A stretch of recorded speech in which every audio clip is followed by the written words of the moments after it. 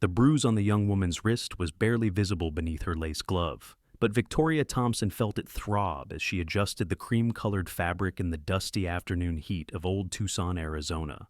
The year was 1878, and she had arrived only 3 months earlier from Boston with her elderly aunt, seeking a fresh start after her parents' deaths had left them nearly penniless.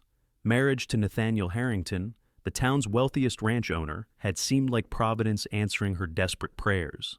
Now, standing in the general store, selecting ribbon for her wedding dress, she wondered if the trembling in her hands came from excitement or something darker she refused to name. "That blue ribbon would suit your eyes better, Miss Thompson." The voice was low and respectful, with a distinctive drawl that marked its owner as someone who had spent his entire life under western skies. Victoria turned to find a tall cowboy standing a polite distance away, his hat held against his chest. He had sun-weathered skin, dark brown hair that curled slightly at his collar, and eyes the color of warm amber that held an unusual combination of gentleness and concern. Something in his expression made her pulse quicken in a way that had nothing to do with fear. "I appreciate the suggestion, but white is more appropriate for a wedding," she replied, her Boston accent still crisp, despite months in the Arizona territory. "I know. Congratulations are in order, I suppose." He did not sound congratulatory. "I am Ethan Turner. I work at the Harrington Ranch, though I expect that will be changing soon." Victoria's fingers tightened on the spool of white ribbon. "You work for my intended? Then perhaps we shall see each other after the wedding." "Perhaps not." Ethan placed his hat back on his head, the shadow falling across features that were more troubled than she would have expected from a simple ranch hand. "Miss Thompson, I wonder if you might spare a moment to speak with me outside. There is something you should know before you marry Nathaniel Harrington." "That is highly improper, Mr. Turner. I barely know you." "Which is precisely why you might believe what I have to tell you. I have no reason to lie, and every reason to keep silent. But my conscience would not let me live with myself if I did not at least try." He glanced around the store, then lowered his voice. "It concerns how your intended treats his own family, his sister, specifically." The spool of ribbon slipped from Victoria's fingers and rolled across the wooden floor. Ethan bent to retrieve it, placing it gently on the counter beside her. The storekeeper had moved to the back room, leaving them in relative privacy among the barrels of flour and displays of hardware. "Mr. Harrington has never mentioned a sister," Victoria said slowly. "No, I do not imagine he would. Miss Catherine Harrington lives in a small house on the far edge of his property. She is 23 years old, and she has not been permitted to come into town for nearly 2 years. I have been bringing her supplies in secret because her brother provides her barely enough to survive." Victoria felt her corset suddenly too tight. "That cannot be true. Nathaniel is a gentleman. He has been nothing but courteous to me." "He is courteous when it serves his purposes. I have worked on that ranch for 5 years, Miss Thompson. I have watched him turn cruel the moment he believes no one of consequence is watching. His sister inherited half of their father's estate, but Nathaniel controls it all as the eldest son. He has systematically isolated her, crushed her spirit, and made her dependent on his charity." Ethan's jaw tightened. "Yesterday, I saw the bruises on her arms where he grabbed her for daring to ask if she might attend your wedding." The throbbing in Victoria's own wrist intensified. She thought of the afternoon a week ago, when Nathaniel had gripped her arm too tightly while helping her into his carriage, his fingers pressing into her flesh when she had suggested postponing the wedding by a month to allow her aunt more time to recover from a bout of illness. He had apologized immediately, his smile charming and regretful, blaming his clumsiness. She had believed him because she needed to believe him. "Why are you telling me this?" Victoria whispered. "If it is true, and he discovers you warned me, what will happen to you?" "I will lose my position, certainly, but I have skills and can find work elsewhere. Miss Catherine does not have that freedom, and you deserve to know what kind of man you are binding yourself to for life." Ethan met her eyes steadily. "I do not know you, Miss Thompson, but I watched you help old Mrs. Patterson carry her groceries to her wagon last week when her arthritis was troubling her. I saw you share your lunch with the street children the day before. You have a good heart. You deserve better than Nathaniel Harrington." Victoria's mind raced. Her aunt was depending on this marriage. They had nowhere else to go, no other prospects. Nathaniel had paid for the doctor when her aunt fell ill last month. He had promised security, comfort, and respect, but her wrists still ached. "Will you take me to meet Miss Harrington?" The words escaped before Victoria could reconsider them. "If what you say is true, I need to see for myself." Ethan's eyes widened slightly. "That would be dangerous. If Nathaniel discovered you there, or learned that I brought you, the consequences would be severe for all of us. Then we must ensure he does not discover it. I told my aunt I would be shopping this afternoon and visiting the dressmaker. That gives us at least 2 hours." Victoria straightened her shoulders, feeling the steel her mother had always told her ran through the Thompson women's spines. "If I am to make an informed decision about my future, I need to understand the full truth of the man I am to marry." Ethan studied her for a long moment, then nodded slowly. "My horse is tied outside. The Harrington Ranch is 3 miles north. We can reach Miss Catherine's house without passing the main buildings if we approach from the east." They left the general store separately. Victoria made a show of examining her list and walking toward the dressmaker's shop before slipping around the corner where Ethan waited with a sturdy bay gelding. He helped her mount, his hands careful and impersonal, then swung up behind her. Victoria had never ridden like this, pressed against a man's chest, feeling the warmth of his body through the layers of her dress and his shirt. Her heart hammered, and she told herself it was only nerves about what she might discover. The ride took 20 minutes across scrubland dotted with sagebrush and desert willows. The November sun was warm despite the season, and Victoria felt sweat gathering at her temples.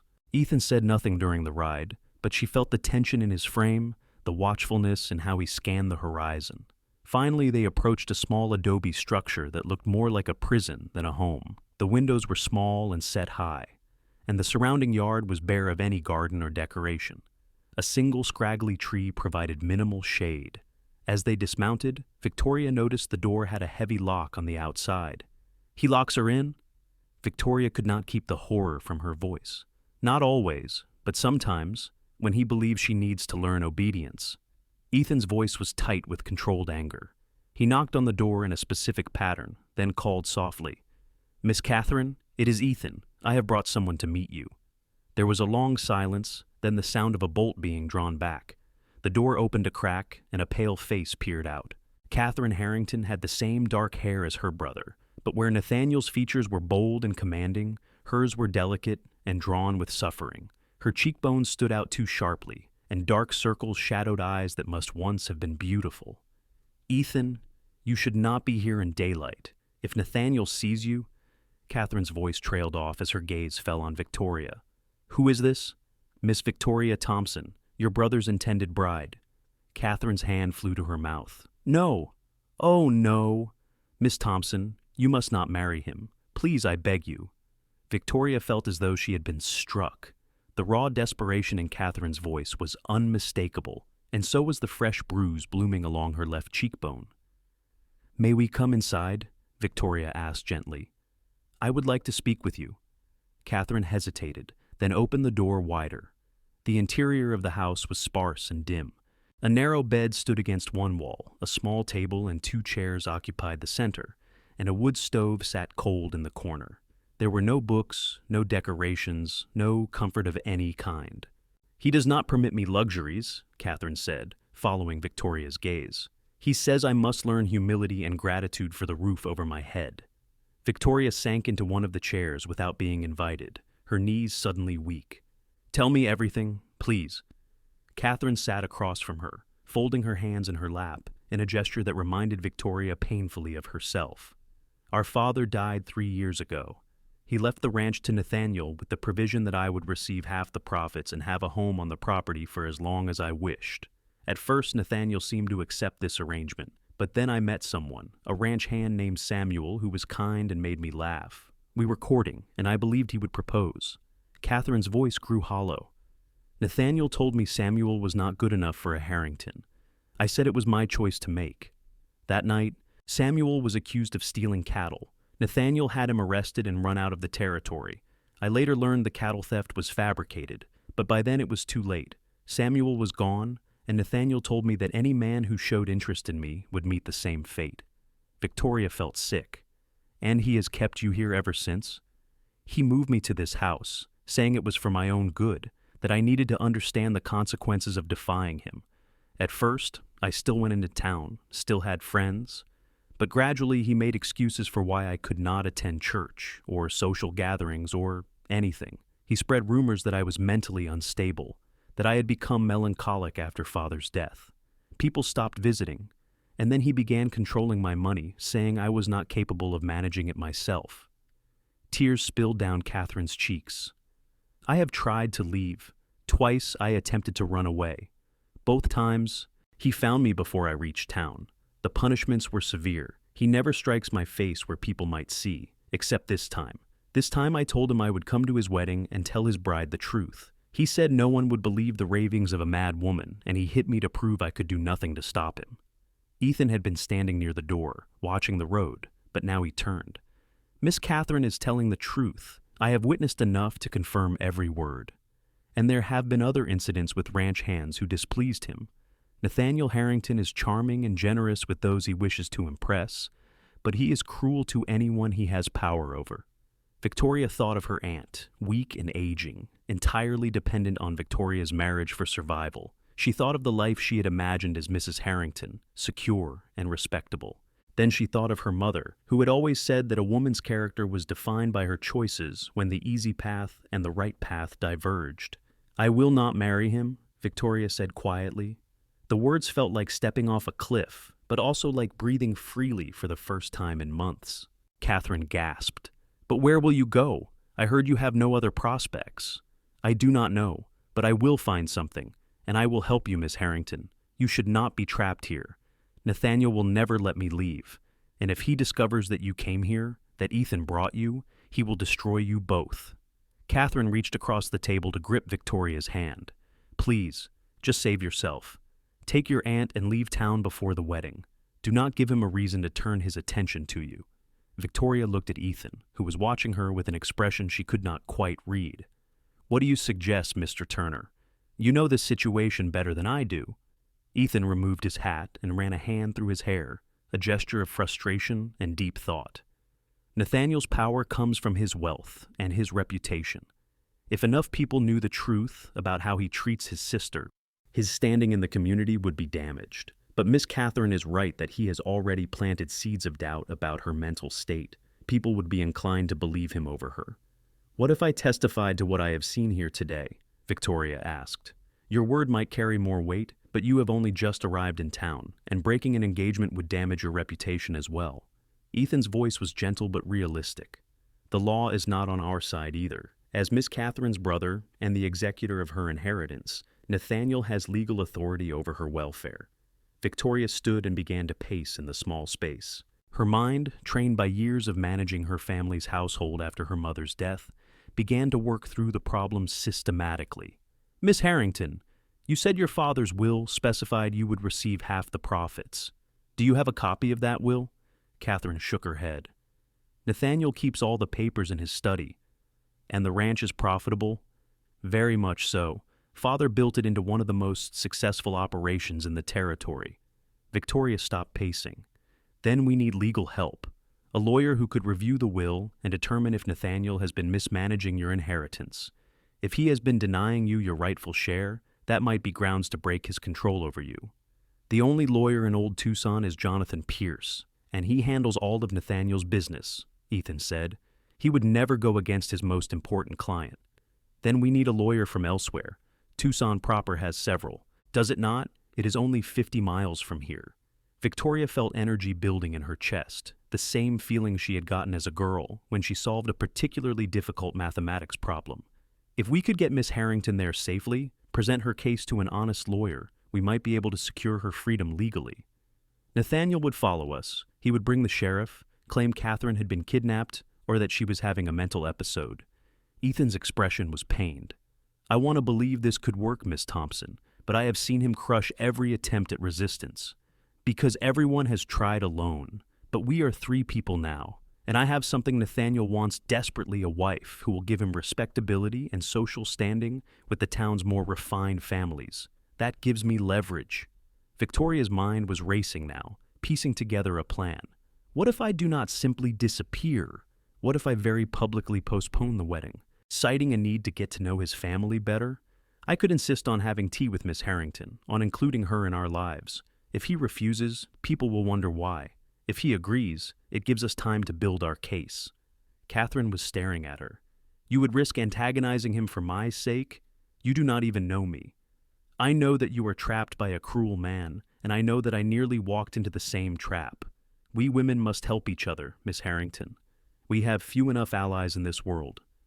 Victoria surprised herself with the passion in her voice. Besides, I am not without resources. My family may have lost our money, but we kept our connections. I can write to my father's old business associate in San Francisco, a lawyer himself. He might know someone in Tucson who would take your case. Ethan was looking at her with undisguised admiration. You have a strategic mind, Miss Thompson. But you are right that this is dangerous. Nathaniel is not a man to be trifled with. Then it is fortunate I am not trifling. Victoria met his eyes and saw something kindle there, a warmth that made her breath catch. She looked away quickly. We should return to town before my absence is noted, but I need to ask you both to trust me. Give me 3 days to set things in motion. Miss Harrington, can you maintain your current situation for 3 more days without putting yourself in immediate danger? Catherine nodded slowly. I have endured this long. 3 more days will not break me, especially if there is hope at the end of them. And you, Mr. Turner, are you willing to help us, knowing the risks? Ethan settled his hat back on his head, and his jaw was set with determination. I have been looking for a way to help Miss Catherine for 2 years. If you are offering a real chance, I am with you completely. The ride back to town was more charged than the ride out. Victoria found herself acutely aware of Ethan's arms on either side of her as he handled the reins, of the steady beat of his heart against her back. They spoke little, but the silence felt companionable rather than awkward. As they neared the edge of Old Tucson, Ethan slowed the horse. Miss Thompson, I need to say something before we part ways. Yes? What you are doing takes remarkable courage. Most women in your position would have chosen security over principle. He paused. I want you to know that whatever happens, I will do everything in my power to protect you and Miss Catherine. Victoria twisted slightly to look at him. In the golden afternoon light, his features were strong and honest, nothing like Nathaniel's polished handsomeness. Why, Mr. Turner, why risk so much for us? Because I was raised to believe that a man's character is measured by how he treats those who cannot fight back. Nathaniel Harrington fails that measure spectacularly. Ethan's eyes met hers. And because I believe some causes are worth fighting for, even when the odds are poor. Something passed between them in that moment, a recognition that felt like the earth shifting beneath Victoria's feet. She turned forward quickly, her cheeks flushed with more than the desert heat. He led her off a block from the dressmaker's shop. As Victoria walked away, she felt his gaze on her back like a physical touch. She did not let herself look around until she reached the shop door. When she finally glanced back, he was gone, but the sense of connection remained. Inside the dressmaker's, Victoria forced herself to focus. She selected simple modifications to her wedding dress with hands that no longer trembled. The dressmaker, a kindly woman named Mrs. Chen, who had immigrated from China 20 years earlier, noticed her distraction. You seem troubled, Miss Thompson. Wedding nerves? Victoria made a decision. Mrs. Chen was known to be discreet, but also well-connected in the community's network of women. Mrs. Chen, what do you know of Miss Catherine Harrington? The dressmaker's hand stilled on the fabric. That is an unusual question. I know, but I would appreciate an honest answer. Mrs. Chen studied her for a long moment, then set down her pins. I knew Miss Catherine before her father died. She was a lovely girl, full of life and kindness. After her father's passing, she seemed to wither. Mr. Harrington said she had become melancholic, and people accepted that explanation. But I always wondered. She lowered her voice. I had a niece who worked at the Harrington Ranch. She told me things about how Mr. Harrington treated the staff, how he would smile to your face and threaten your livelihood behind closed doors. My niece quit after she saw him strike a stable boy for letting a horse go lame. Victoria felt her resolve hardening. What happened to the stable boy? He left town. Most people who cross Nathaniel Harrington leave town, one way or another. Mrs. Chen met her eyes directly. Miss Thompson, I do not know what you are thinking, but if you are having doubts about this marriage, trust your instincts. A woman's intuition about a man's character is rarely wrong. Thank you, Mrs. Chen. That is exactly what I needed to hear. Victoria spent the walk home planning her approach. Her aunt would be the first obstacle. Margaret Thompson had pinned all her hopes on this marriage, seeing it as salvation for them both. Convincing her that walking away was the right choice would require careful persuasion. She found her aunt in their small rented room above the millinery shop, working on embroidery. At 68, Margaret Thompson still had sharp eyes and sharper instincts. "You look flushed, dear. I hope you have not been walking too much in this heat." Victoria sat down across from her aunt and removed her gloves. The bruise on her wrist was fading, but still visible. She had hidden it for a week, but now she let her aunt see it. Margaret's embroidery hoop dropped to her lap. "What is that? How did you hurt yourself?" "Nathaniel gripped me too tightly when I suggested postponing the wedding. He apologized, but it frightened me, Aunt Margaret." Victoria kept her voice steady. "Today, I learned something that frightened me more. He has a sister he has never mentioned, and he keeps her isolated on his ranch in terrible conditions." She told her aunt everything, watching the older woman's face cycle through disbelief, shock, and finally, recognition. "I wondered," Margaret said softly. "He was so perfect, so accommodating. Your Uncle Robert used to say that you should never trust a man who has no flaws because he is simply hiding them better than most." She reached across to take Victoria's hand. "But, my dear, what choice do we have? We are nearly out of money. I am too old to work, and you cannot support us both on a shop girl's wages. I would rather work 3 jobs than marry a man who might turn cruel once he has legal power over me." Victoria squeezed her aunt's fingers. "We survived Papa's debts. We survived the journey west. We will survive this too." Margaret's eyes filled with tears. "You are so like your mother. She always chose the hard right over the easy wrong, no matter what it cost her." She wiped her eyes. "Very well. What do you need me to do?" The relief that flooded through Victoria was immense. "I need you to support me when I speak to Nathaniel tomorrow. I'm going to tell him I want to postpone the wedding and get to know his family better. If he reacts poorly, the townspeople need to witness it. And if he agrees, then we use the time to build a legal case for Miss Catherine and find a way to free her from his control." Victoria stood and began to pace, energy flowing through her. "I am also going to write to Mr. Jameson in San Francisco. Even if he cannot help directly, he might provide connections or advice." That night, Victoria barely slept. She composed her letter to her father's associate, explaining the situation in careful terms that would convey the urgency without seeming hysterical. She rehearsed what she would say to Nathaniel. And, when exhaustion finally began to claim her in the small hours before dawn, she found herself thinking not of the crisis she faced, but of the way Ethan Turner's eyes had looked in the afternoon sunlight, warm as honey and just as sweet. The next morning, Nathaniel arrived at 11 for their planned luncheon. He was impeccably dressed, his smile confident, and he brought flowers for Victoria and a box of expensive tea for her aunt.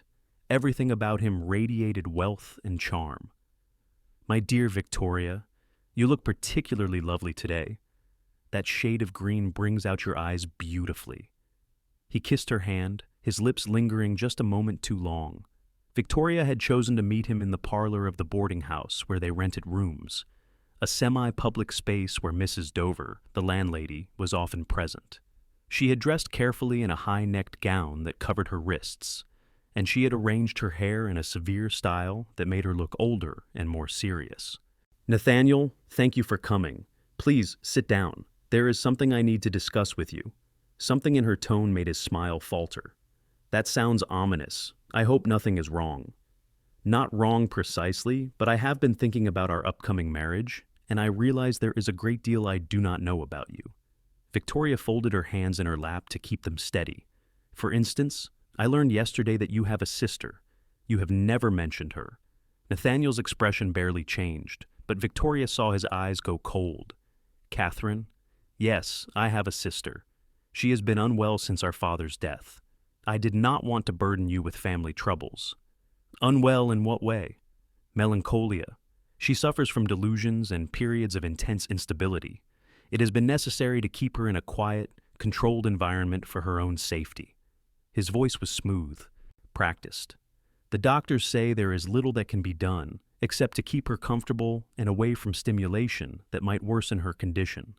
I see, and yet I understand she expressed a desire to attend our wedding. That does not sound like someone who needs complete isolation. Nathaniel's jaw tightened almost imperceptibly. Who told you that? Have you been listening to gossip, Victoria? I would have thought you above such things. I have been talking to people who know your family, which is exactly what any sensible woman would do before marriage. Victoria kept her voice level. I have also been thinking about the fact that marriage is a permanent bond, and perhaps we have rushed into this arrangement. I would like to postpone the wedding by a month so that I can get to know you and your family better. The silence that followed was electric. Nathaniel stood slowly, his charm falling away like a discarded coat. Postpone our wedding? Victoria, we have made announcements. The entire town knows we are marrying in 5 days. To postpone now would be humiliating and would damage both our reputations. Better a temporary embarrassment than a permanent mistake. Victoria stood as well, meeting his eyes. If you truly care for me, you will understand my need for more time. More time? Nathaniel stepped closer, and Victoria saw in his face exactly what Ethan had warned her about. The mask of the gentleman had slipped, revealing something harder and meaner underneath. Let me be clear, Victoria. You are a penniless Boston spinster with no prospects and an aging dependent. I am offering you security, status, and comfort. If you think you will find a better offer, you are deluding yourself. Perhaps I will not find a better offer, but I would rather be poor and free than wealthy and trapped. Nathaniel's hand shot out and grabbed her arm, his fingers digging into the exact spot where the earlier bruise had been. Victoria gasped in pain, and her aunt cried out from her chair. You ungrateful little... Nathaniel began, then froze. Mrs. Dover had entered the parlor, her eyes wide at the scene before her, and behind her stood Ethan Turner, his expression thunderous. Nathaniel dropped Victoria's arm immediately, his charming smile snapping back into place with practiced ease. Mrs. Dover, Turner, this is a private conversation. It did not sound very private, Mr. Harrington. Mrs. Dover's voice was icy. In fact, it sounded like you were threatening Miss Thompson, in my parlor. Ethan moved past Mrs. Dover, positioning himself between Victoria and Nathaniel. I think you should leave, Mr. Harrington. You dare to give me orders? You are nothing but a hired hand. Nathaniel's veneer cracked further. You are fired, Turner. Collect your things and get off my property by sundown, or I will have you arrested for trespassing. I quit yesterday. I am no longer your employee, which means you have no power over me. Ethan's voice was calm, but his hands were clenched at his sides. And I will not stand by and watch you bully women. Nathaniel looked between them, and understanding dawned in his eyes. So, that is how it is. You have been poisoning her against me, filling her head with lies about me and my sister. He turned to Victoria. He is trying to ruin your life out of spite because I fired him. You just said you fired him now, which means he was still your employee yesterday when I spoke with him. Victoria's voice was steady despite the pain in her arm. Your lies are catching up with you, Nathaniel. For a moment she thought he might strike her. His hand actually rose, and Ethan moved forward with deadly intent. But then Nathaniel seemed to regain control of himself. He smoothed his jacket and picked up his hat. You will regret this, Victoria. All of you will regret crossing me. He looked at Ethan with pure hatred. Especially you, Turner. You have just made a very powerful enemy. After he left, Victoria sagged, and Ethan caught her elbow gently. Are you all right? Did he hurt you? I will bruise again, but I have survived worse. Victoria tried to smile, but her lips trembled. Thank you for being here. How did you know to come? I did not. I came to tell you that I had delivered your letter to the San Francisco stage this morning, and to see if there was anything else I could do to help. Ethan looked at her arm, where Nathaniel's grip had left red marks already darkening to purple. I should have moved faster. I should not have let him touch you. You could not have prevented it, and now we have a witness to his true nature. Victoria turned to Mrs. Dover. You saw and heard everything? I certainly did. The landlady's mouth was set in a grim line. I have always thought there was something not quite right about Nathaniel Harrington, too polished and too quick to take offense. But he is wealthy. and wealthy men are given more leeway than they deserve. She looked at Victoria with respect. You did the right thing, breaking it off with him. Any woman with sense would have done the same after seeing that display. Margaret had been silent during the confrontation, but now she spoke. Mrs. Dover, Mr. Harrington knows where we live. If he is as vindictive as I fear, we may not be safe here. Mrs. Dover considered this. You are probably right. Mr. Harrington has friends in the sheriff's office, and he might manufacture some excuse to have Victoria arrested or committed. Men have done worse to control defiant women. Then they need to leave town, at least temporarily. Ethan turned to Victoria.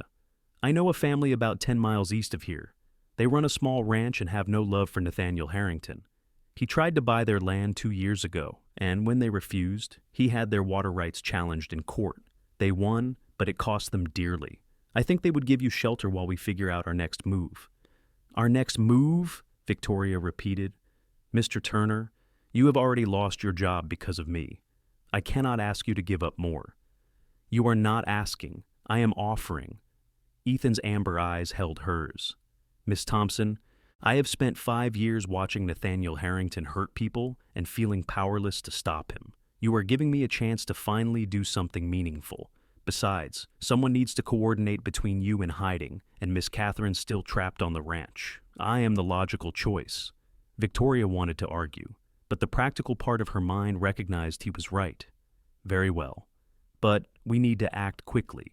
If Nathaniel is as vengeful as I now know he is, he will move against us soon. The next few hours passed in a blur of activity. Margaret packed their few belongings, while Victoria wrote a carefully worded statement of events for Mrs. Dover to keep as documentation. Ethan arranged for a wagon and supplies. By mid-afternoon, they were ready to leave. As they prepared to depart, Mrs. Dover pulled Victoria aside. You are doing a brave thing helping that poor girl. But be careful. Men like Nathaniel Harrington do not take kindly to being thwarted, especially by women. I know, but I cannot simply save myself and leave Miss Catherine to suffer. My conscience would not allow it. Mrs. Dover smiled. Your mother would be proud of you. And Miss Thompson, that young man who is helping you, he looks at you the way a good man looks at a woman he is falling in love with. You might want to keep that in mind. Victoria felt heat rise to her cheeks. Mrs. Dover, I barely know Mr. Turner, and I have just ended one engagement. It would be entirely inappropriate to consider another attachment so soon. Who said anything about another engagement? I am simply saying you should keep your eyes open. Good men are rare, and that one has proven himself already. Mrs. Dover patted her hand. Now go, before Nathaniel returns with reinforcements. The ride to the ranch was tense. Ethan drove the wagon with Victoria beside him on the bench, while Margaret rode in the back, cushioned by their luggage and blankets. They took side roads and paths that avoided the main thoroughfare, and Ethan kept constant watch on the horizon.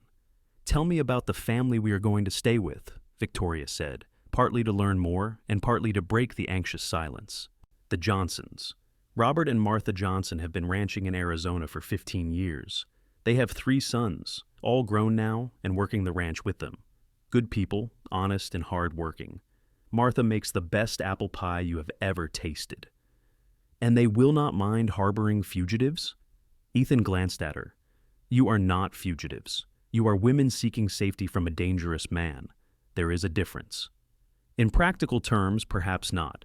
If Nathaniel convinces the sheriff we have kidnapped his sister, or stolen property, or any number of false charges, we could be arrested regardless of the truth. Then we will have to ensure the truth comes out before he can bury it in lies.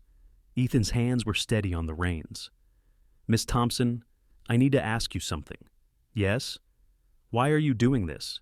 You could have simply left town, taken your aunt to another city, and started fresh. Instead, you are risking your freedom and your future for a woman you just met. Why? Victoria was quiet for a long moment, watching the desert landscape roll past. When I was 12, my mother took me to visit a girls' school in Boston. One of the students there had been badly beaten by her father before the school took her in. My mother made a substantial donation to the school that day, money we could not easily afford to spare. On the way home, I asked her why. Victoria turned to look at Ethan. I looked into Catherine Harrington's eyes, and I saw desperation and trapped hope. If I had walked away and married her brother, I would have become complicit in her suffering. I could not do that and still call myself a decent human being. Ethan's expression softened.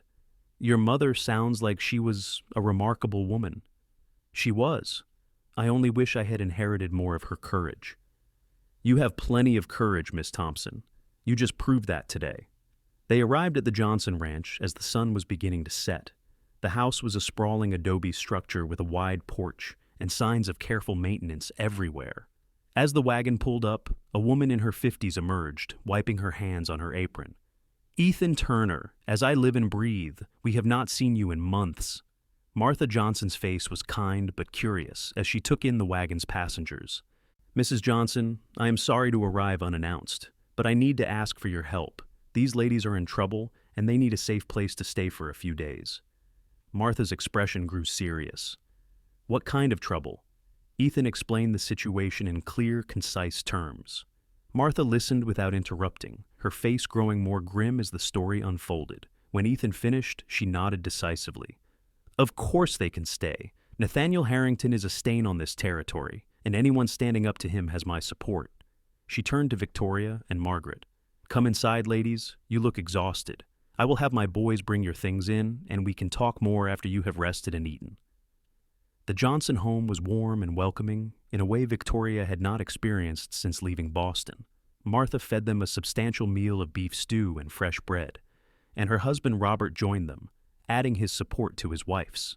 Their 3 sons, ranging in age from 25 to 30, listened to the story with varying expressions of outrage. Someone should have stopped Nathaniel Harrington years ago, said the eldest, Michael. Everyone knows he is crooked, but he has too much money and too many connections. Maybe it is time his connections stopped protecting him, Victoria said. If enough people speak up, if we can document his treatment of his sister, we might be able to turn public opinion against him. Robert Johnson stroked his beard thoughtfully. The problem is proof. Catherine Harrington would need to testify, and Nathaniel has already spread stories about her being mentally unstable. People would doubt her word. What about medical testimony? Margaret spoke up for the first time in hours. If a doctor examined her and documented the evidence of abuse, that would carry weight. Dr. Harrison in Old Tucson is Nathaniel's personal physician. He would never testify against him. Martha cleared the dishes as she spoke. But there is a new doctor in Tucson proper, Dr. Samuel Chen. He is Mrs. Chen, the dressmaker's nephew. He studied medicine in San Francisco and just opened his practice last month. Victoria sat up straighter. Mrs. Chen spoke highly of him. Do you think he would help? The Chens have no reason to love Nathaniel Harrington. He tried to force Mrs. Chen to move her shop to a less desirable location 2 years ago because he wanted the building for his own purposes. She fought him and won, but he has held a grudge ever since. Martha smiled. I think Dr. Chen might be very interested in documenting evidence against Nathaniel, especially if it could help a vulnerable woman. Then, we need to get Catherine to Dr. Chen without Nathaniel knowing. Ethan leaned forward, his elbows on the table. That is going to be the hardest part. Nathaniel will be watching her closely now, especially after his confrontation with Miss Thompson today. Not necessarily, said James, the middle Johnson's son. Nathaniel does not know we are involved yet. If we approached him about buying cattle or some other business matter, it would give us an excuse to be on his ranch.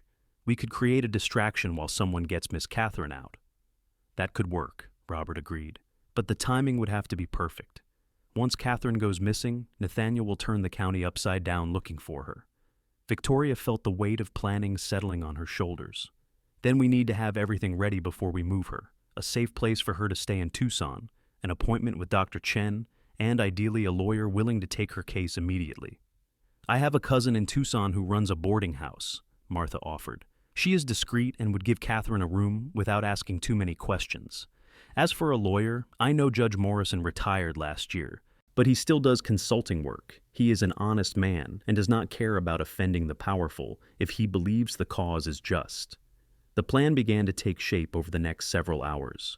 They would wait 2 days to let Nathaniel's initial fury cool and to give Victoria's letter time to reach San Francisco. In the meantime, the Johnson sons would approach Nathaniel about a cattle sale, establishing their presence on the ranch. On the 3rd day, While Nathaniel was distracted with the business negotiations, Ethan would retrieve Catherine and bring her to the Johnson ranch. From there, they would immediately transport her to Tucson, where Martha's cousin and Dr. Chen would be waiting. "What about me?" Victoria asked. "I should be part of this. Catherine might be more willing to come if I am there." "Absolutely not." Ethan's response was immediate and firm. "If you are caught on Nathaniel's property, he could have you arrested for trespassing or worse. You are already at risk. We cannot give him any more ammunition to use against you." "But I am the one who started this. I cannot simply hide here while others take all the risks." "You are not hiding. You are planning and coordinating, which is just as important." Ethan's voice gentled. "Miss Thompson, you have already shown tremendous courage. Let us handle the dangerous part.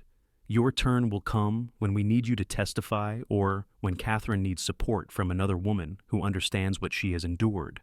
Victoria wanted to argue, but she recognized the wisdom in his words. "Very well, but I want to be kept informed of every step." "I would not dream of doing otherwise." Margaret retired early, exhausted by the day's events, and Martha showed her to a comfortable guest room. The Johnson sons went to check on the livestock, and Robert excused himself to work on the ranch's account books. That left Victoria and Ethan alone on the porch, watching the stars emerge in the clear Arizona sky. "You handled today remarkably well," Ethan said, after a long, comfortable silence. "I did not feel like I handled it well. I felt terrified. Courage is not the absence of fear. It is acting despite the fear." Ethan leaned against the porch railing, his profile strong in the starlight. "You stood up to a man who was offering you everything you thought you needed, and you did it because it was the right thing to do. That is the definition of courage." Victoria joined him at the railing, careful to maintain a proper distance. "My aunt says I am too idealistic, that the world does not reward people who choose principles over pragmatism. Maybe not, but the world would be a much darker place if people like you did not exist." Ethan turned to face her. "Miss Thompson, I hope you do not think me too forward, but I need to say something." Victoria's heart began to beat faster. "What is it?" "When I first saw you in town a few months ago, I thought you were beautiful. But beauty is common enough. These past few days, I have come to see that you have something far rarer. You have integrity, compassion, and a strong spine. You are the kind of woman a man would be proud to stand beside, not as an ornament, but as a true partner." Victoria found it difficult to breathe. "Mr. Turner, I just broke an engagement this morning. It would be entirely inappropriate for me to enter into another understanding so soon."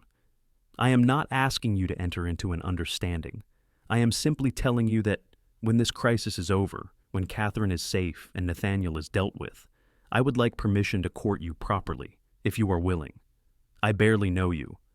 Then we will take time to get to know each other. I am a patient man, Miss Thompson, and I think you are worth waiting for." Victoria looked into his eyes and saw nothing but honesty and affection. It would be so easy to lean forward, to close the distance between them, to accept what he was offering. But she had just escaped one mistake. She could not rush into another, no matter how different Ethan seemed from Nathaniel. "Ask me again when this is over," she said softly. "When Catherine is safe and I can think clearly. Then I will give you my answer." Ethan smiled, and it transformed his face. "That is all I'm asking for. A chance." They stood together in the darkness, not touching, but connected by something deeper than physical contact. Victoria felt hope stirring in her chest, fragile and precious. Perhaps her aunt was wrong. Perhaps the world did sometimes reward those who chose principles over pragmatism. Perhaps she could find both safety and love, if she was brave enough to reach for both. The next 2 days passed with agonizing slowness. The Johnson sons made their approach to Nathaniel, proposing a significant cattle purchase that required extensive negotiation. According to their reports, Nathaniel was distracted and irritable, clearly still furious about Victoria's rejection, but also greedy enough to want the sale to go through. He made no mention of Victoria or his sister, maintaining his public facade of normalcy. Victoria spent the time writing letters. She wrote to Mrs. Dover, thanking her for her support and asking her to spread word carefully among the town's women about what had transpired. She wrote to Mrs. Chen, requesting her nephew's assistance. She wrote again to Mr. Jameson in San Francisco, providing more details and asking for urgent help in finding legal representation. She also spent time with Margaret, discussing their future. They had enough money for perhaps 2 more months if they were frugal. After that, they would need to find work or relocate to a city with better opportunities. "I am not afraid of working," Victoria told her aunt. "I can teach, or work in a shop, or keep books for a business. We will find a way." "I know we will, dear. We always have." Margaret patted her hand. "And who knows? Perhaps things will work out better than we expect. That young Mr. Turner certainly seems taken with you." "Aunt Margaret, please. It is far too soon to be thinking along those lines. I am simply saying you should keep an open mind. He is a good man, and good men are precious." Margaret's eyes twinkled. "Besides, your mother always said you would know when you met the right person, because they would challenge you to be better while accepting who you already are. Mr. Turner seems to fit that description." Victoria could not deny that Ethan had been on her mind constantly. She found herself watching for him, lighting up when he entered a room, and missing him when he was gone. It was nothing like what she had felt with Nathaniel, where her primary emotion had been relief at having her future settled. This was more intense, more real, and far more frightening. On the third day, everything was ready. Martha's cousin in Tucson had been contacted and was expecting Catherine. Dr. Chen had agreed to see her that very afternoon. Judge Morrison had responded to Martha's message, expressing interest in reviewing Catherine's case. The Johnson sons had their meeting with Nathaniel scheduled for 2 o'clock, which would give Ethan a window to reach Catherine's house and get her away safely. Victoria stood on the porch as Ethan prepared to ride out, fighting the urge to beg him to be careful. He swung up onto his horse, then paused to look down at her. "I will bring her back safely," he said. "I promise. Come back safely yourself. That is what matters most." Something in her tone made his eyes widen. Then he smiled, touching the brim of his hat in salute, and rode off toward the Harrington ranch. The wait was torture. Victoria tried to read, to sew, to help Martha with household tasks, but nothing could distract her from watching the road and imagining every possible disaster. What if Nathaniel returned early? What if Catherine was too afraid to leave? What if they were caught? Margaret sat beside her on the porch, her presence comforting, even though she said nothing. They both understood that there was nothing to do now, but wait and pray. It was nearly 5 o'clock when Victoria saw riders approaching. Her heart leaped into her throat until she recognized Ethan's horse. Behind him rode a woman on a small mare, and even from a distance Victoria could see how Catherine hunched in the saddle, as though trying to make herself invisible. Victoria ran down from the porch, reaching them as they dismounted. Catherine looked even worse than she had 3 days ago. Her face was pale, except for the bruise that had darkened to the purple and yellow, and her eyes held a hunted expression. "Miss Harrington, you are safe now. No one will hurt you here." Victoria took her hand gently. Catherine's fingers trembled. "He knows? Ethan, he knows. He came back to the house while you were loading my things. If Michael had not stopped him, claiming they needed to finalize the paperwork, he would have caught us." Ethan's face was grim. "We need to leave for Tucson immediately. Nathaniel will figure out what happened as soon as the Johnsons leave, and he will come after us. We have maybe an hour's head start." Robert Johnson appeared from the barn. "My sons are keeping Nathaniel occupied, but James will ride ahead to warn us when they can no longer delay him. We will go with you to Tucson. Safety in numbers, and Nathaniel will think twice about attacking a larger group." The next hour was chaos as they prepared for the journey. Martha packed food and supplies while Robert hitched a wagon for Margaret and Catherine. Ethan saddled fresh horses. Victoria changed into her most practical traveling dress and made sure their important documents were secured. As the sun began to set, they departed for Tucson. Robert and Ethan rode ahead as scouts, while Victoria drove the wagon with Margaret and Catherine in the back. 2 ranch hands from the Johnson spread rode behind as rear guard. Catherine was silent for the first hour of the journey, staring at her hands. Finally, she spoke. "Thank you. I know I have said it before, but I need you to understand. You saved my life. If I had stayed with Nathaniel much longer, I think I would have stopped wanting to live." Victoria reached back to touch her shoulder. "You do not need to thank me. You would have done the same if our positions were reversed." "I am not sure I would have. I am not as brave as you. Bravery is not about being unafraid. It is about doing what is necessary even when you are terrified. You have been surviving impossible circumstances for years. That takes a kind of courage I hope I never have to find in myself." They talked as they rode, and Victoria learned more about Catherine's life before Nathaniel's cruelty began.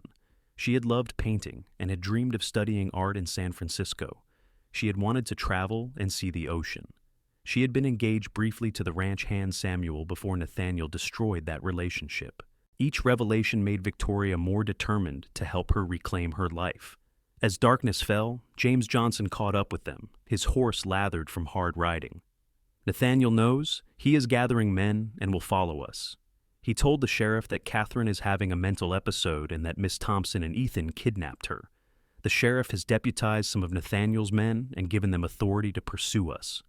"How much time do we have?" Robert asked. "Maybe 2 hours. They are still organizing, and Nathaniel does not know which direction we went. But once they figure it out, they will move fast." Ethan turned to Victoria. "We need to split up. Most of us will continue to Tucson on the main road, making good time and drawing attention. But a smaller group should take Catherine cross-country to approach Tucson from a different direction. That way, if Nathaniel catches the main group, Catherine will still be safe." "I will take her," Victoria said immediately. "Miss Thompson, it will be a hard ride through rough terrain in the dark. It would be dangerous." "Which is precisely why Catherine needs someone with her. She is already frightened. I will not let her face this alone." Victoria's voice was firm. "Besides, Nathaniel is looking for me as well as Catherine. If I am with the main group, I will draw his attention just as effectively." Ethan looked like he wanted to argue, but he nodded. "James, you are the best tracker. Can you get them to Tucson safely?" "I can get them there. It will take longer, but we can avoid the main roads completely." Robert handed over a canteen and extra provisions. "Be careful. And remember, Martha's cousin lives on 4th Street, the house with the blue door. She will be expecting you." Victoria embraced Margaret, who looked worried but determined. "I will see you in Tucson, Aunt. Be safe. You as well, my dear, and remember what I said about good men." Ethan helped Victoria onto her horse, his hands lingering at her waist. "Please be careful. If anything happened to you, I would never forgive myself." "Then you understand exactly how I feel about you riding into potential danger." Victoria met his eyes. "Come back safely, Ethan. When this is over, I will owe you that answer." His face lit up. "That is all the motivation I need to ensure we all survive this night." They parted ways at a crossroads, the main group continuing along the road to Tucson, while James led Victoria and Catherine into the scrubland.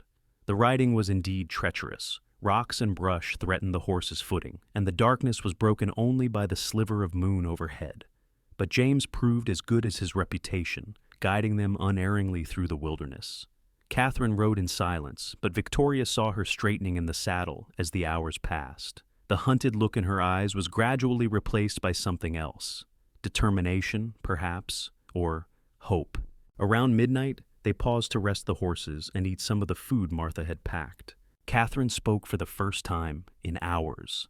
"Miss Thompson, what will happen to me? Even if we reach Tucson safely, even if a doctor documents what Nathaniel has done, he is still my legal guardian. He controls my inheritance. How can I ever be truly free of him?" "We will find a way," Victoria promised. "There are lawyers in Tucson who specialize in cases like yours.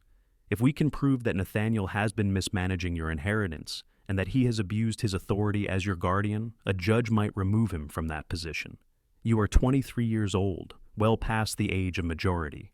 You should have control over your own life. But even if that works, what will I do? I have no skills, no experience outside of being my brother's prisoner. How will I survive?" Victoria took Catherine's hand.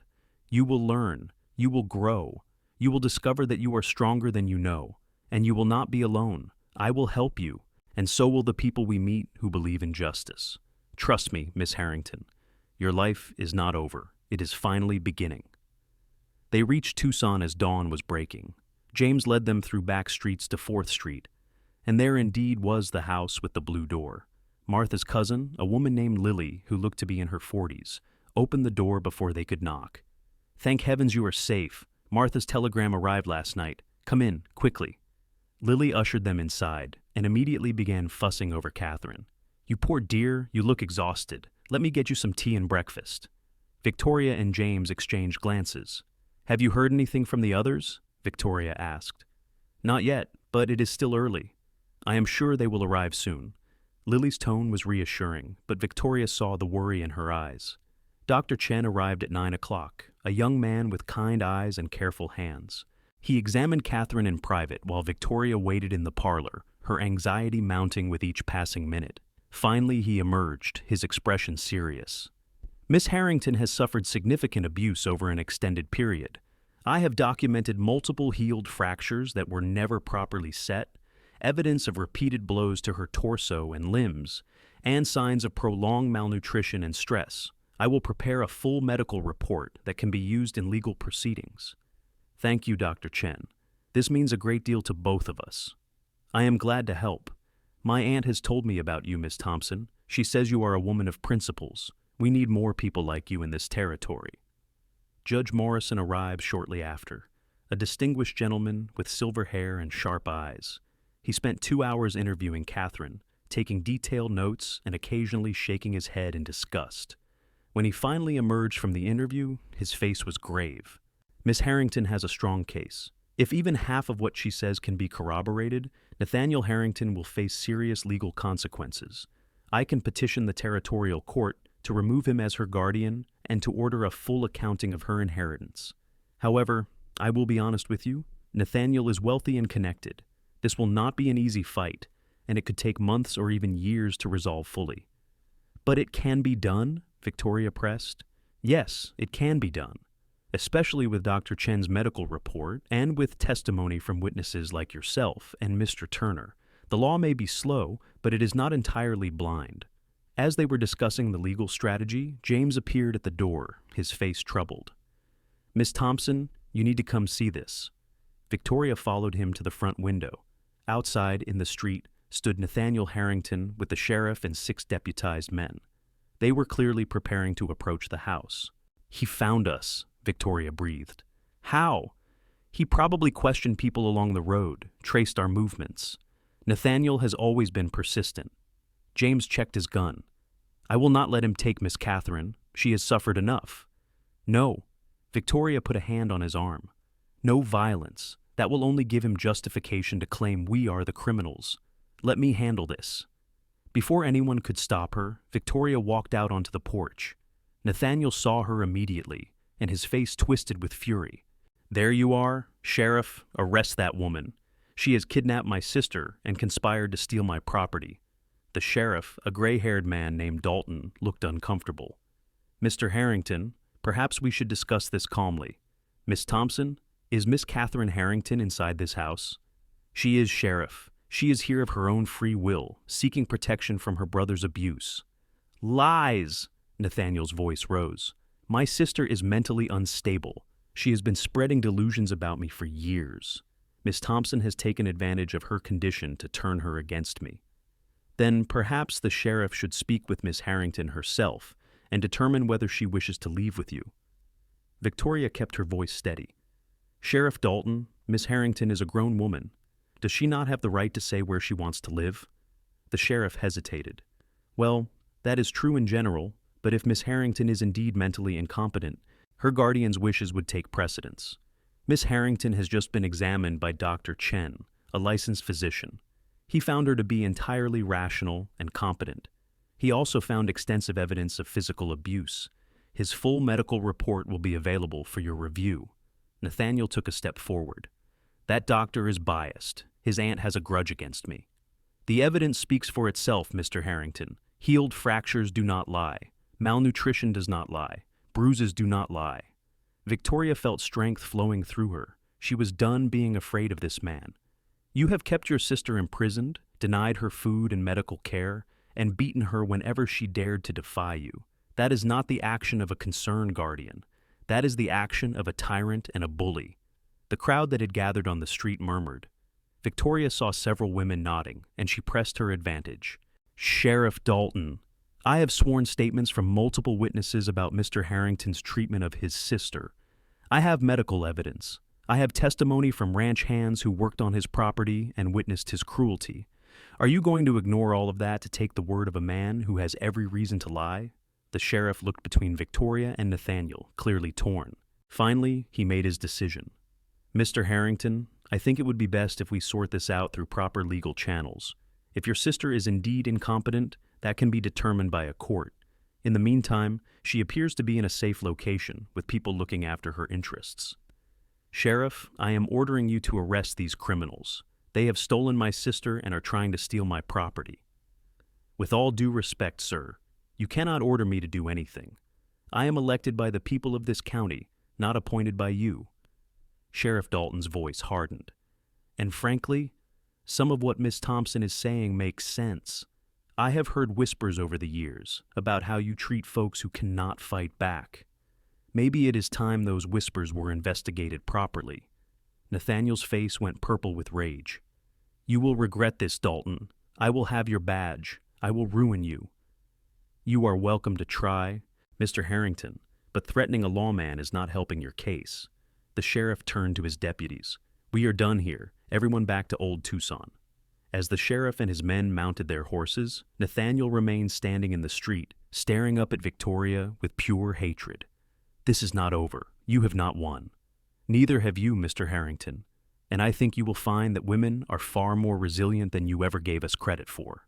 Victoria turned and walked back into the house without looking back. Inside, she found Catherine standing in the hallway, tears streaming down her face. "You stood up to him. You actually stood up to him, and he backed down. We stood up to him. Your courage in escaping, your willingness to testify, that is what made this possible." Victoria embraced her. "You are free, Catherine, truly free." The sound of horses approaching sent them both to the window again, but this time it was a welcome sight.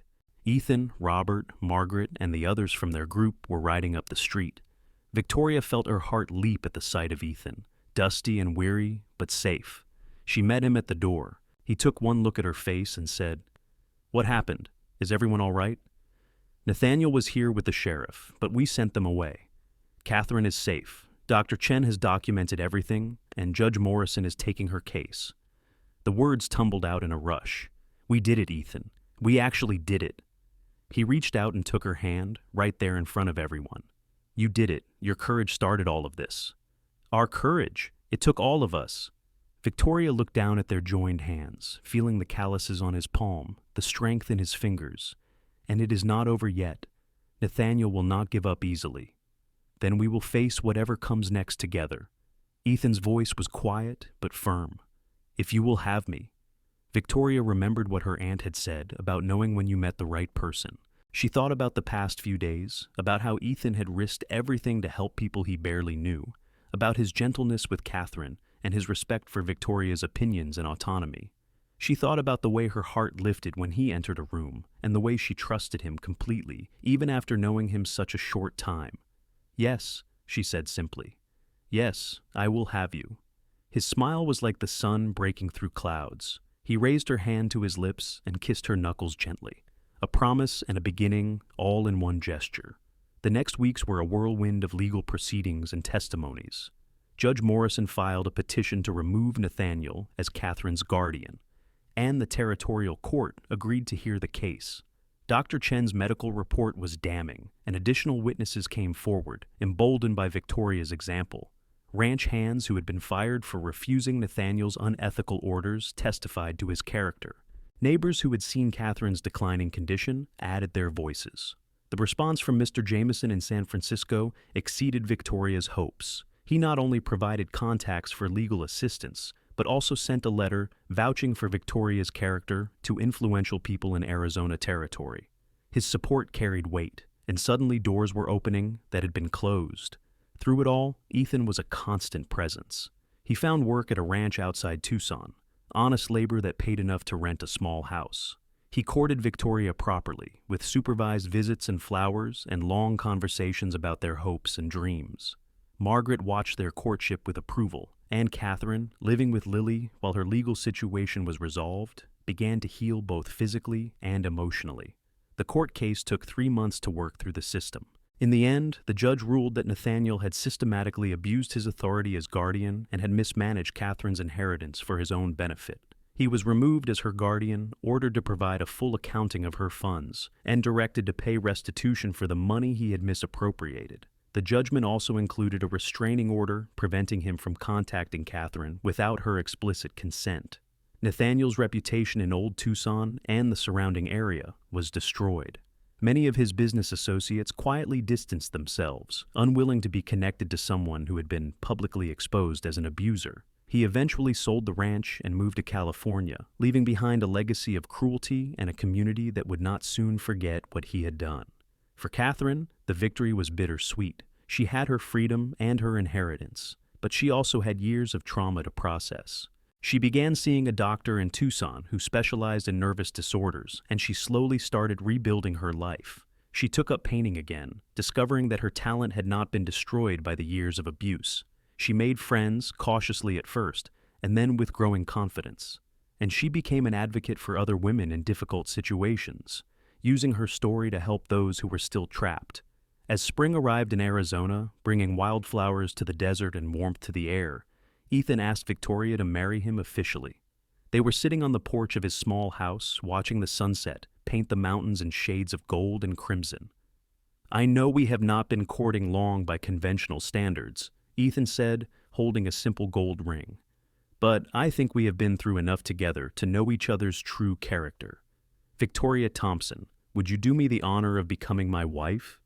Victoria looked at the ring, then at the man holding it. He was everything Nathaniel had pretended to be: honest, kind, strong, without being domineering, and devoted to her happiness. "Yes, Ethan Turner, I will marry you. And I will spend the rest of my life grateful that you had the courage to warn me before I made the worst mistake of my life." They married in June 1879 in a small church in Tucson, with Catherine as maid of honor and James Johnson standing up for Ethan. Margaret cried happy tears, and the entire Johnson family attended, along with Lily, Dr. Chen, and his aunt, Judge Morrison, and Sheriff Dalton, who had become a genuine friend after his role in standing up to Nathaniel. After the wedding, Ethan and Victoria moved to a small ranch that Catherine had purchased with her newly recovered inheritance. She deeded them half the property as a wedding gift, insisting that they had given her back her life, and this was the least she could do in return. The three of them, along with Margaret, formed an unconventional but loving household. Ethan proved to be an excellent rancher, building up the operation with the same steady patience he brought to everything. Victoria discovered she had a talent for managing the business side of the ranch, keeping books and negotiating sales. Catherine raised horses and ran a small art studio in Tucson, where she taught painting to children. Margaret, her health improved by the dry climate and the peace of their new life, kept the household running and spoiled everyone with her cooking. Their first child, a son they named Thomas after Victoria's father, was born in the spring of 1880. He had Ethan's amber eyes and Victoria's dark hair, and he was welcomed with joy by his extended family. 2 years later, a daughter named Mary arrived, followed by another son, Henry, in 1885. The years passed with the rhythm of ranch life. There were hard times when drought threatened the cattle, and lean times when market prices fell. But there were also good times, full of laughter and family dinners and watching the children grow. Catherine eventually married Dr. Chen, after a long and careful courtship, and they built a house on the other side of the ranch property. Margaret lived to see all her great nieces and nephews, passing peacefully in her sleep at the age of 82, with Victoria holding her hand. Through it all, Victoria and Ethan's love deepened and matured. They learned each other's quirks and weathered each other's bad days. They supported each other's dreams and celebrated each other's victories. They built a life based on mutual respect, genuine affection, and the shared experience of having faced darkness together and chosen light. On their 20th anniversary, as they sat on the porch of their ranch house watching their youngest child play in the yard, Victoria turned to Ethan and said, "Do you ever think about how different our lives might have been if you had not warned me about Nathaniel?" Ethan pulled her close, his arm around her shoulders. "I think about it sometimes, but mostly I am just grateful that I found the courage to speak up, and that you found the courage to listen. We created something good from a terrible situation, and I would not change a single moment of our journey." Victoria leaned into his embrace, feeling the solid warmth of him, the steady beat of his heart. She thought about the frightened young woman she had been, standing in the general store with a spool of white ribbon, about to make a choice that would have destroyed her. She thought about the long road from that moment to this one, paved with difficult decisions and hard-won victories. "Neither would I," she said softly. "Not one single moment." As the sun set over the Arizona desert, painting the sky in brilliant shades of orange and pink, Victoria and Ethan sat together in the peaceful silence of a love that had been tested and proven true. Their children's laughter drifted on the evening breeze, and inside the house, Catherine was setting the table for dinner, while her husband told stories that made her laugh. It was not the life Victoria had imagined for herself when she first arrived in Arizona territory all those years ago. It was better. It was real and messy and sometimes difficult, but it was also full of genuine love, honest work, and the deep satisfaction of knowing she had made the right choice when it mattered most. The cowboy who had made sure she knew the truth before she spoke, her vows had become her partner in every sense of the word. Together, they had built not just a ranch, but a family, not just a life, but a legacy. And as the stars began to emerge in the darkening sky, Victoria felt nothing but gratitude for the day a stranger had shown her kindness and changed the course of her entire future. Their story became something of a legend in Tucson, told as an example of courage and integrity overcoming wealth and power. Young women facing difficult marriages would sometimes seek out Victoria for advice, and she would tell them what her mother had told her long ago. That character is defined by the choices we make when the easy path and the right path diverge, and that we must always choose the right path, no matter the cost. Years later, when Victoria was an old woman with silver hair and grandchildren clustering around her knees, one of them asked her to tell the story of how she and Grandpa had met. Victoria smiled, took Ethan's weathered hand in hers, and began the tale the same way she always did. It started with a spool of white ribbon and a cowboy brave enough to tell an uncomfortable truth, and it ended with a love that lasted a lifetime. And it had. Through trials and triumphs, through raising children and building a ranch, through losses and victories, their love had endured. It had been tested by fire and emerged stronger, refined by adversity into something precious and unbreakable. When Ethan passed away in 1918, at the age of 72, Victoria held his hand and whispered, "Thank you for 40 years of partnership, of love, of being the man who had saved her, not by sweeping her away, but by giving her the information she needed to save herself." He smiled at her with those amber eyes that had never lost their warmth, and said that loving her had been the easiest and best thing he had ever done. Victoria followed him 2 years later, surrounded by children and grandchildren and great-grandchildren, all of them living proof of the life she and Ethan had built together. Her last thought was of a dusty afternoon in a general store, of a cowboy's gentle voice suggesting blue ribbon, of the moment when her entire future had changed because someone had cared enough to tell her the truth. And her last feeling was gratitude. Gratitude for the courage she had found within herself. Gratitude for the family and friends who had stood beside her. And most of all, gratitude for Ethan Turner, the cowboy who had made sure she knew before she spoke her vows, and who had spent 40 years proving that real love existed, that good men were out there, and that choosing the hard right over the easy wrong would always be worth it in the end. Their ranch still stood decades later, passed down through generations of Turners, a testament to what two people could build when they started with honesty, courage, and genuine love. And on clear Arizona nights, when the stars blazed overhead and the desert wind whispered through the sagebrush, it was easy to imagine that somewhere, somehow, Victoria and Ethan were together still, their love as enduring as the land they had claimed and the legacy they had left behind,